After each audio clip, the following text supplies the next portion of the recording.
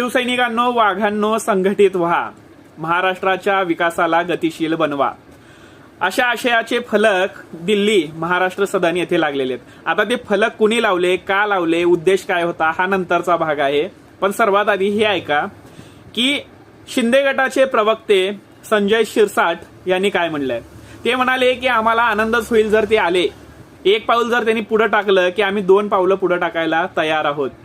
आता माध्यमांमध्ये येऊन असे वक्तव्य ते देत आहेत, म्हणजे त्यांची इच्छा आहे की आता ठाकरेंनी त्यांच्यासोबत यावं. पण ठाकरे जातील का, हा प्रश्नचिन्ह आहे.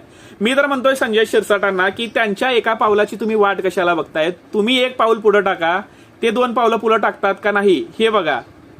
त्यांच्या एका पावलाची अपेक्षा तुम्ही सोडून द्या, कारण त्यांना तुम्ही सर्वांनी मिळून धोका दिलेला आहे. आणि आता त्यांच्याकडून म्हणजे विधानसभेसाठी तुम्हाला त्यांची गरज आहे, ही आशा सोडून जा. ते